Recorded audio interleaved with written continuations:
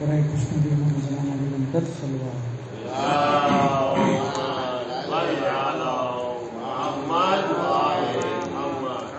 لا حول ولا قوة إلا بالله العلي العظيم أعوذ بالله من الشيطان الرجيم بسم الله الرحمن الرحيم الحمد لله رب العالمين والصلاة والسلام على أشرف الأنبياء والمرسلين سيدنا ونبينا حبيب إله العالمين أبي القاسم محمد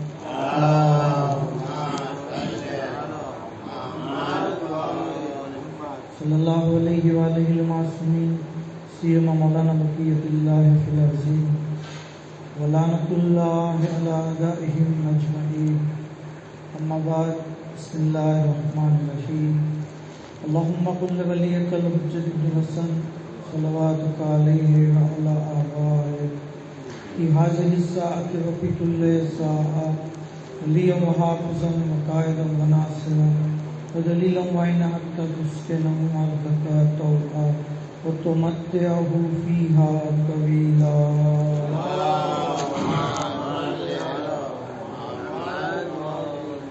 أما بعد قال الله تبارك وتعالى في الحديث القدسي كلمة لا إله إلا الله حسني ومن دخل حسني أمن من عذابي ومحمد وآل محمد صلى الله عليه وسلم.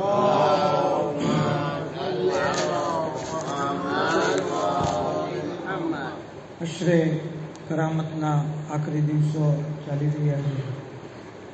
અલ્લાહનો શુક્ર અદા કરીએ કે મુસલસલ આપણે બીબી માસુમા કુમ સલામુલ્લાહ અલૈહા અને મૌલા ઇમામ રઝા અલૈહિ સલાતુ વસ્સલામનો zikr જે કરી રહ્યા છીએ. ખરેખર આ zikr લબેજ કરવો એ અલ્લાહ તરફથી ઇન્સાનને ઇનાયત છે. દરેક વ્યક્તિ આ zikr નથી કરી શકતો. જ્યારે બે ચાર જણા zikr લબેજ કરતા હોય છે તો માસૂમ ફરિશ્તાઓ એ બઝમમાં આવીને કહે છે કે જુઓ તો ખરા, આ લોકોની સંખ્યા ઓછી છે, દુશ્મનો વધારે છે, છતાં પણ તેઓ zikr કરી રહ્યા છે. એ વખતે બીજો મલક કહે છે કે ઝાલિકા ફઝલુલ્લાહ, આ અલ્લાહનો ફઝલ છે. યુતી મન યશા વલ્લાહુ ઝુલ ફઝલિલ અઝીમ, અલ્લાહ જેને ચાહે એને આપે છે અને અલ્લાહ મહાન ફઝલનો માલિક છે. તો કારણ કે જુમાનો દિવસ પણ છે, 8મા ઇમામ અલૈહિ સલામની વિલાદતનો દિવસ પણ નજદીક છે. તો ઇમામની એક નૂરાની હદીસથી ઇમામ ફરમાવે છે કે મન લમ યકદિર અલા મા યુકફિર બિહી ઝુનુબો ફલયુક્સિરી સલાત અલા મુહમ્મદી વ આલે મુહમ્મદ. જે વ્યક્તિ પોતાના ગુનાહોનો કફારો અદા કરી નથી શકતો તો એના માટે જરૂરી છે કે કસરતથી મોહમ્મદ આલે મોહમ્મદ ઉપર સલવાત કરે.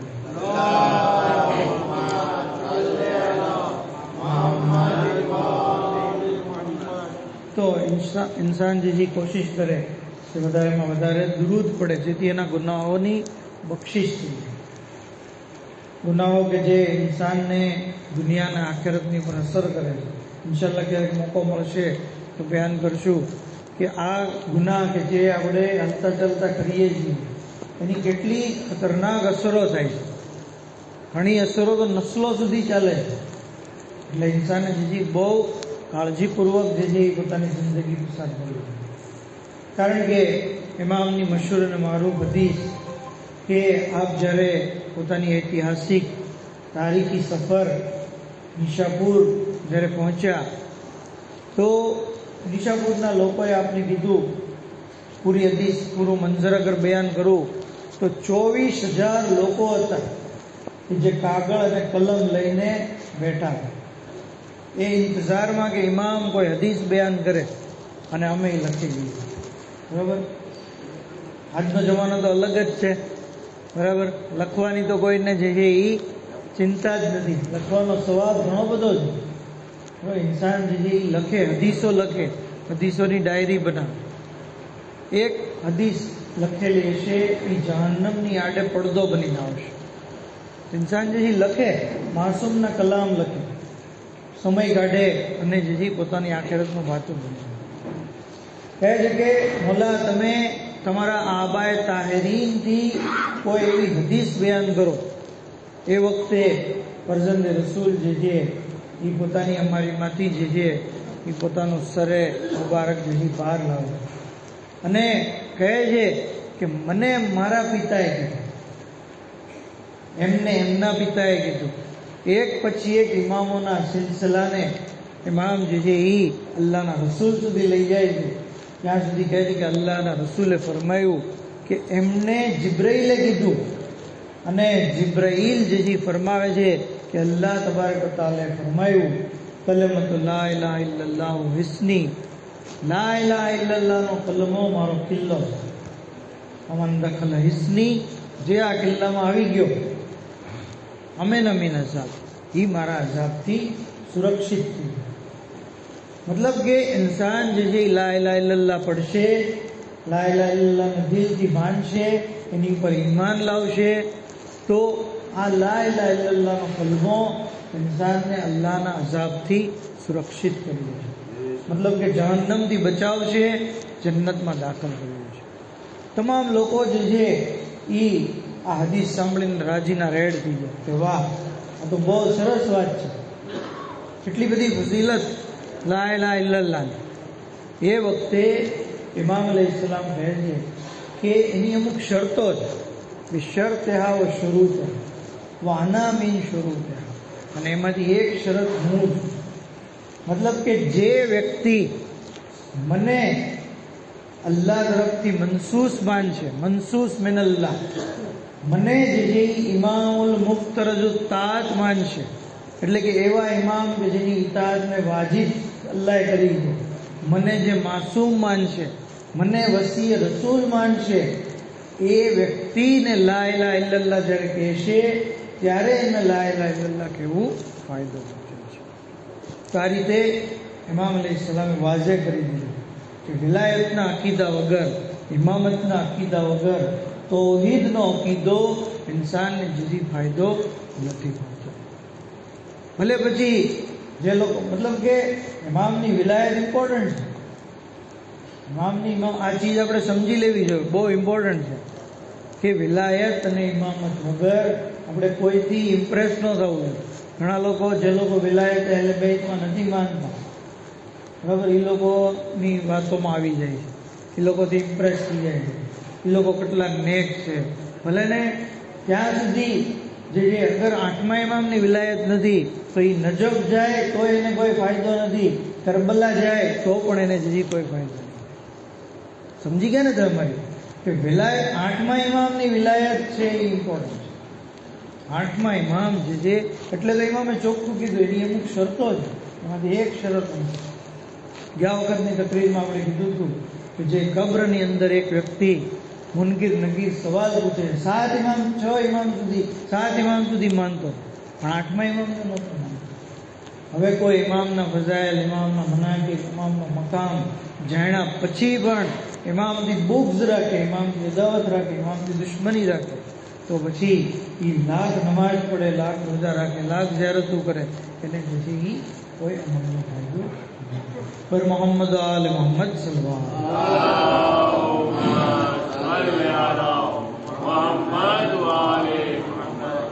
એટલે જ એક શાયરે બહુ ખૂબસૂરત અંદાજમાં કીધું કે તેરા લિબાસ શરીયત વિલા કે ધાગે સે અગર સિલા ही नहीं है तो फिर सिला भी नहीं.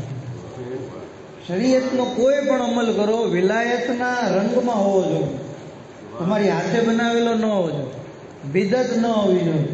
એ ભલે ગમે એટલી સારી લાગે નમાજ, માણસ આમ ઊભો હોય તો ગમે એટલો નમ્ર લાગે, પણ શરીયતમાં ના પડી છે એટલે જે છે એ અમલની કોઈ વેલ્યુ નથી. તેરા લિબાસ શરીયત વિલા કે ધાગે से अगर सिला ही नहीं है तो फिर सिला भी नहीं है. और अंधेरी कब्र में ये सोचना कि अजर नबी यहाँ दिया जो नहीं था वहाँ दिया भी नहीं. એટલે કે કબ્રમાં પછી દીવો નહીં મળે, અંજવાળું નહીં મળે જો અહીંયા અજરે રિસાલત દીધો નથી.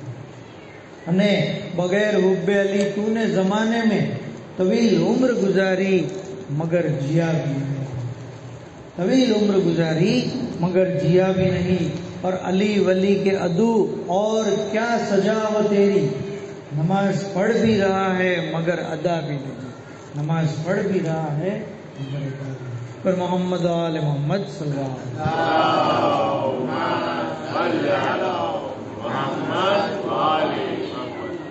तो इमाम रजा अलैहिस्सलाम બહુ જે મેયારી હસ્તી છે ઇન્સાન। રઝા લકબ આપનો છે।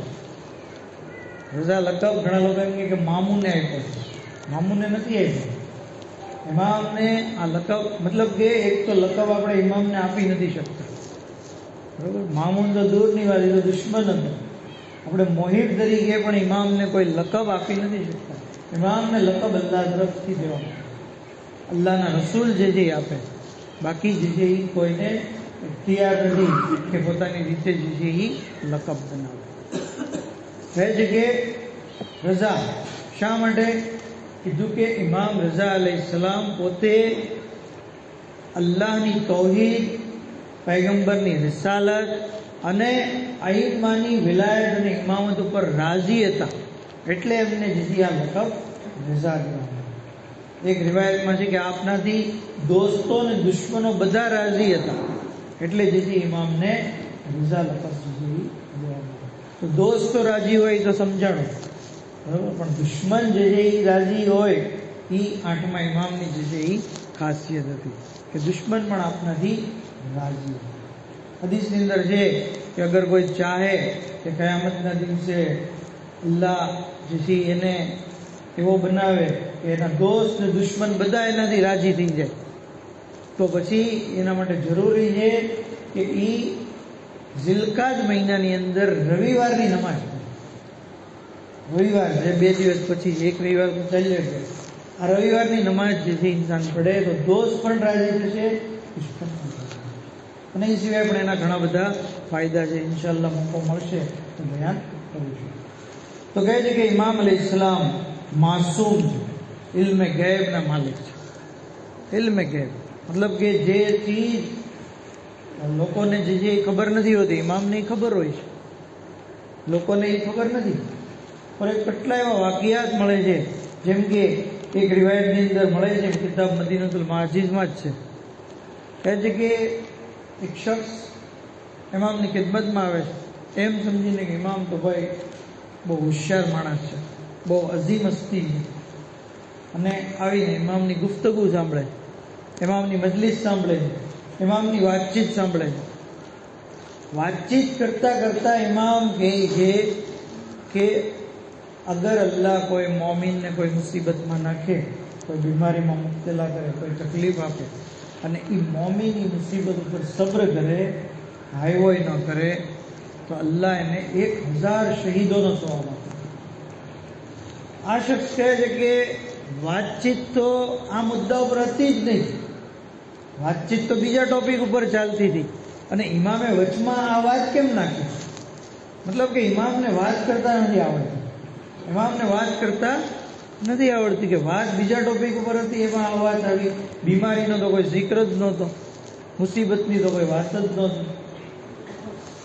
પછી કહે છે કે હું ઊભો થઈ ગયો, ઇમામને ખુદાહાફિઝ કીધું અને ઘરે ગયો। રાત પડીને મને પગમાં દુખાવો ઉપડ્યો, પગમાં દુખાવો ઉપડ્યો, અને એટલો બધો જોરદાર દુખાવો કે હું બેચેન થઈ ગયો। સવારે જે પગમાં સોજો આવી ગયો, અને એ વખતે મને ઇમામની વાત કીધી, સમજાણી કે ઇમામ જે ઇનડાયરેક્ટલી મને કહેવા માંગતા હતા કે તારી ઉપર જે આ મુસીબત આવશે અને તું જે એની પર સબ્ર કરે।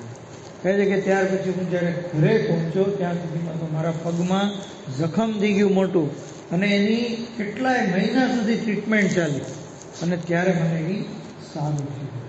રાવી કહે છે કે એને થોડાક દિવસ સારું રહ્યું, પછી પાછું જખમ થયું, અને એ જ બીમારીમાં એનો દુનિયાથી ઇન્તકાલ થયો। તો જો આ ઇમામની દૂરંદેશી, ઇમામને ખબર હતી કે આ ભાઈ જે છે એ બીમાર પડવાનો છે, અને જો એને આ હદીસ ખબર હશે તો એ હાયવોય નહીં કરે, એ ફિકર નહીં કરે, એ સબ્ર કરશે।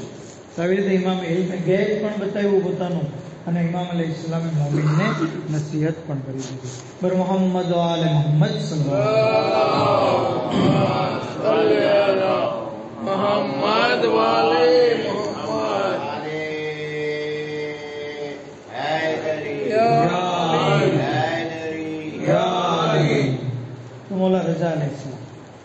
કે જેમને અલ્લાહ ઇલ્મ ગૈબ અતા કર્યું છે, અલ્લાહ એમને મોજીઝા આપ્યા, એ ચાહે કરી શકે છે.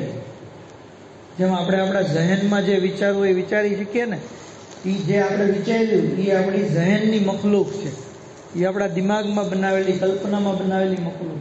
ઇમામ જે હકીકતમાં બનાવી શકે. ગાલીચાના સિંહને ઈશારો કરે કે બની જા તું સિંહ, તો એ સિંહ બની જશે. ઇમામ અલૈહિસ્સલામ, રાવી કહે છે કે હું ઇમામની ખિદમતમાં ગયો અને મેં મદીનતુલ માજિદની અંદર જ છે આ રિવાયત, દલાઈલુલ ઇમામતમાં પણ છે. કહે છે કે મેં ઇમામને, એક ગરીબ માણસ હતો, એની જે એ દરખાસ્ત કરી કે ફલાણો માણસ જે બહુ ગરીબ છે, તમે કંઈક એની હેલ્પ કરો. બરાબર. એમાં મેં કીધું કે આ ભૂસું છે એક ગુણમાં ભરેલું હતું, આ એને આપી દે. મને શરમ આવી કે એક તો એ ગરીબ માણસ, એમાં ભૂસાની શું વેલ્યુ, પણ ઇમામનો હુકમ છે એટલે દેવું પડશે. એ બોરી મેં જે ખંભે લીધી અને એના ઘરે જઈને દીધી. એને કીધું કે આ મૌલાએ તારા માટે મોકલી. એ માણસે એ બોરી ખોલી, હું ઊભો હતો ત્યાં, મારી સામે ખોલી. જેવી બોરી ખોલી તો અંદર જે છે એ સોનાના સિક્કા હતા, દિનાર હતા. અને એટલા બધા, આખી બોરી દિનારની ભરેલી. એ કહે છે કે એ તો પૈસાદાર થઈ ગયો, પણ એની નસ્લોની નસ્લો જે છે એ પૈસાદાર થઈ. અને પછી હું જ્યારે ઇમામની ખિદમતમાં ગયો તો મેં ઇમામને કીધું કે મૌલા, પેલું ભૂસું તો સોનાના સિક્કા હતા. તો કીધું એટલે તો મેં મોકલા હતા. એ ભૂસું મેં ઈરાદો કર્યો અને એ સોનું બની જાય એટલે સિક્કા બની. આવી રીતે ઇમામ અલૈહિસ્સલામ ચાહે તો ભૂસાને સોનું બનાવી દે. અગાઉની તકરીરમાં આપણે એકવાર કીધું હતું કે ઇમામના હાથોનું ધોવણ જે છે એ સોનું બની જાય છે. હાથોનું ધોવણ, આપણે હાથ ધોઈએ છીએ, વોશ બેસિનમાં જાય છે અને એ સીધું ડ્રેનેજમાં જાય છે. અને ઇમામના હાથોનું ધોવણ જે છે એ પ્યોર સોનું બની જાય છે. પણ મોહમ્મદ આલ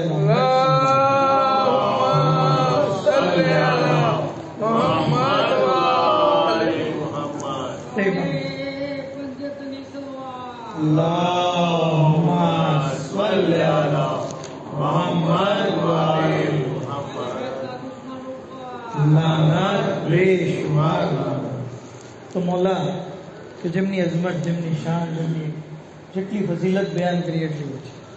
ઇમામ તો દૂર, ઇમામને જે ચાહવાવાળા છે, ખિદમત ગુજારો છે, એનો તમે મકામ જુઓ.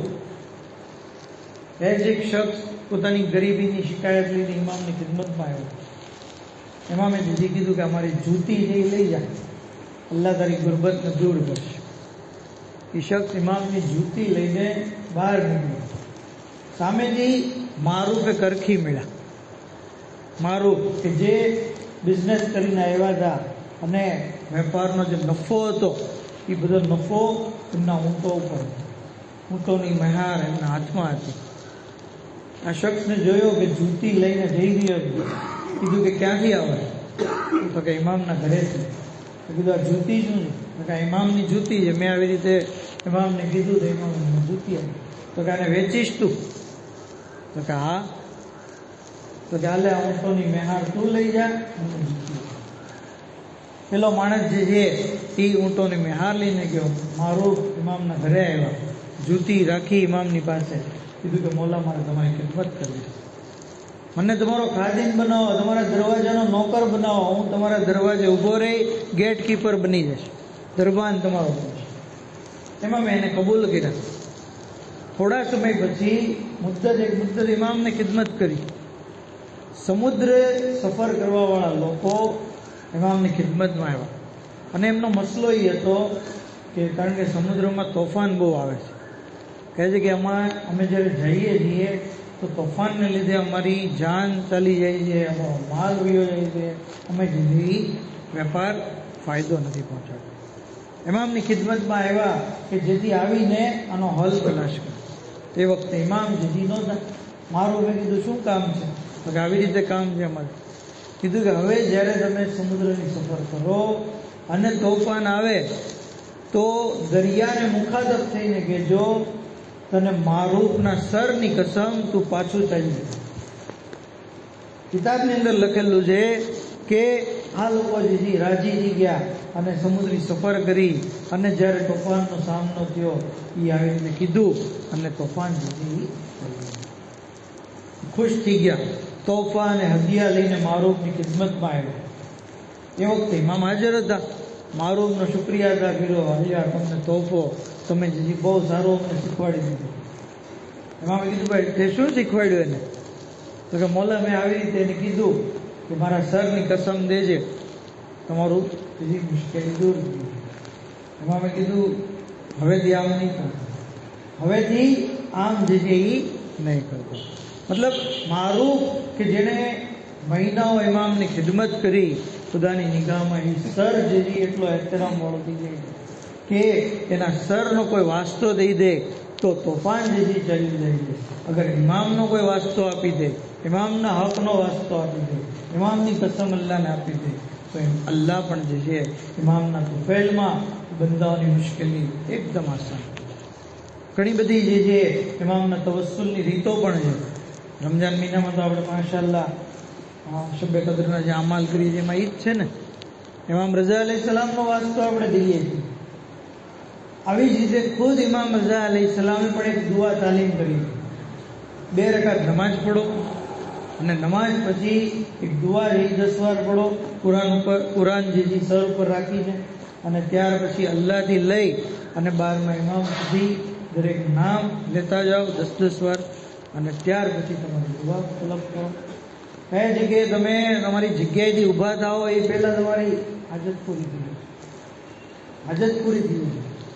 પ્રેક્ટિકલી કરીએ આપણે. આપણી કોઈ પણ મુશ્કેલી હોય, હાજત હોય, કોઈ પણ પરેશાની હોય, આ અમલ કરીએ, આ દુઆ કરીએ. આ દુઆ થકી અલ્લાહ જે છે આપણી દુઆને ચોક્કસ કબૂલ કરે. પર મોહમ્મદ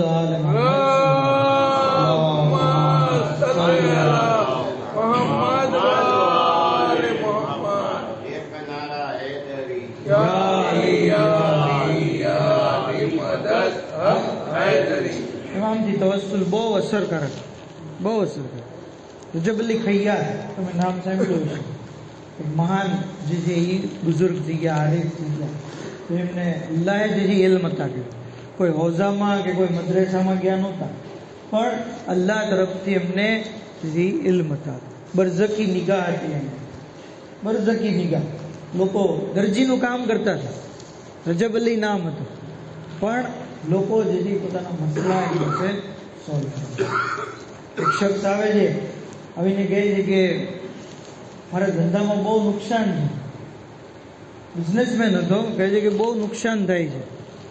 તો કીધું કે ભાઈ તારી પર અફસોસ છે. રજબ અલી કહે છે કે તારી બહેન જે વિધવા બની ગઈ છે, 4 મહિના થઈ ગયા છે તારા બનેવીને પૂછે, તે હજી સુધી એની ખબર નથી લીધી. આ તારી બહેન તારાથી નારાજ છે, એના લીધે તારી ઉપર આ મુસીબત આવી છે. જા પહેલાં તો એને રાજી કરે, એની ખબરગીરી લે અને એને જે જરૂરી વસ્તુ છે એ અપાવી દે. એ વેપારી કહે છે કે મેં રજબ અલીએ કીધી પ્રમાણે જે બધું કર્યું અને ત્યાર પછી મારો ધંધો ચાલુ. આવી રીતના ઘણા બધા વાકયાત છે કે આપણો એક અમલ જે છે એ આપણી જિંદગી પર કેવી રીતે અસર રાખે. બરઝકી નિગાહ, રજબ અલી ખૈયાર. એ કહે છે એનો સાથી, એમનો જે શાગિર્દ હતો, કહે છે કે હું અને મારા ઉસ્તાદ જે મશહદની અંદર હતા, ઇમામના રોઝામાં. મશહદમાં એક જાળી છે, લોખંડની જાળી બનેલી, બરાબર, ફોલાદની જાળી.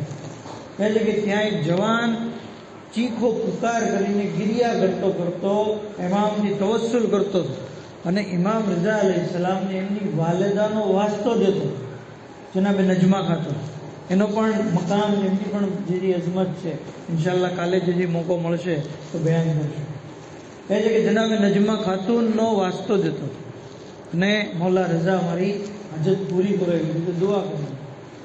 રજબ અલી ખૈયારે પોતાના શાગિર્દને કીધું કે તું જા અને જઈને કે ઇમામ રઝા અલૈહિસ્સલામ એની હાજત કબૂલ કરી લીધી છે અને એ હવે ટેન્શન ફ્રી.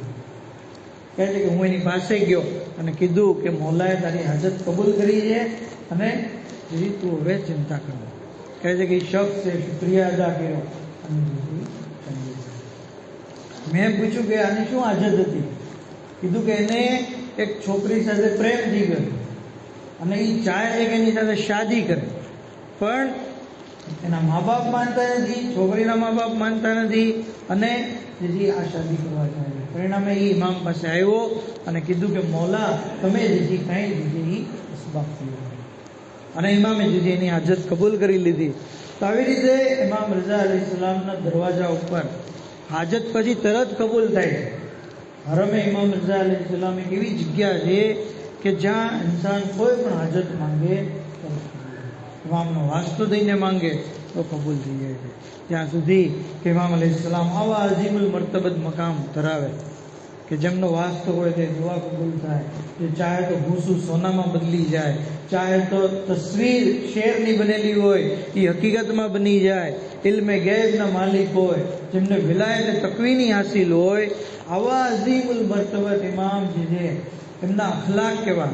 આખરી વાત કે જે કેટલો અઝીમ મકામ હોવા છતાં હઝરત જ્યારે લોકોની સાથે વાત કરતા તો કોઈની સાથે સખ્ત કલામી ન કરતા, નરમાશથી ગુફ્તગુ કરતા, સખ્ત કલામી નહીં. વાતચીત કરતી વખતે કોઈની વાત કાપતા નહીં, પેલા સામેવાળાની વાત સાંભળી લેતા, પછી ઇમામ પોતાની વાત શરૂ કરતા. રાવી કહે છે કે મેં ઇમામ અલૈહિસ્સલામને કોઈથી લાંબા પગ કરીને બેસેલા નથી જોયા. મજમાની અંદર, મહેફિલની અંદર બેઠા હોય તો પગ લાંબા કરીને નથી બેઠા, તકિયો લગાડીને નથી બેઠા, મજમામાં બેઠા હોય છે. મેં ઇમામને કોઈથી થૂકતા નથી જોયા, કોઈથી નાક સાફ કરતા નથી જોયા. હઝરત જ્યારે પણ કોઈ સાહિલ, કોઈ મોહતાજ, જરૂરતમંદ એના ઘરે આવતું તો ઇમામ પૂરેપૂરી કોશિશ કરતા કે એની હાજત જીવી. હંમેશા રોજો રાખતા, શબ્બેદારી કરતા, રાતે 1000 રકાત નમાજ પડતા, 3 દિવસે એક કુરાન ખતમ કરતા. ઇમામ અલૈહિસ્સલામની આદતમાંથી એક આદત આ હતી કે આપ જેથી રાતે બહુ ઓછું સૂતા, અને આપ અલૈહિસ્સલામ જેથી હસતી વખતે તબસ્સુમ કરતા, જોર જોરથી ખડખડાટ હસતા નહીં, બલકે આપનું મુસ્કુરાહટ જેથી તબસ્સુમ હતી. ઇમામ અલૈહિસ્સલામ કોઈ નોકરને પણ હલકા શબ્દ નથી કીધા. બરોબર. દસ્તરખાન ઉપર જ્યારે બેસતા તો તમામ કાળા ગોરા ગુલામો બધા લોકોને સાથે લઈને બેસતા. કોઈ કીધું કે મોલા કાળા લોકોને અલગ બેસાડો, તો ઇમામે કીધું ભાઈ ચૂપ રે, ખામોશ રહે, આપણો અલ્લાહ એક છે, આપણા પિતા એક છે, આપણી માં એક છે, મતલબ જનાબે આદમ, જનાબે હવ્વા, અને અમલ જે છે એની ઉપર દારોમદાર છે કે કોને સજા મળશે, કોને સજા મળશે, તો પછી ભેદભાવ શા મળશે? આવી રીતે ઇમામ અલૈહિસ્સલામે ભેદભાવ કાળા ગોરા વચ્ચે કે શેઠ અને નોકર વચ્ચે જે છે એ નથી રાખ્યો. ઇમામ અલૈહિસ્સલામની સીરત ખરેખર અઝીમ સીરત છે. આપણે દુઆ કરીએ, જુમ્માનો દિવસ છે, ઇમામે ઝમાન અલૈહિસ્સલામનો દિવસ છે, ઇમામે ઝમાન અલૈહિસ્સલામનો વાસ્તો દઈએ, दुआ करिए कि परवरदिगार बेहक के मोहम्मद वाल मोहम्मद हमारे मुख्तसर इबादत में कबूल फरमा, हमारा गुनाह ने कबीरा ने सगीरा ने माफ़ फरमा. माबूद बेहक के मोहम्मद वाल मोहम्मद इमाम ज़मान अलैहिस्सलाम ना ज़ुहूर में जल्दी फरमा, हज़रत का नासिबा ने खादिम हमारा शुमार फरमा.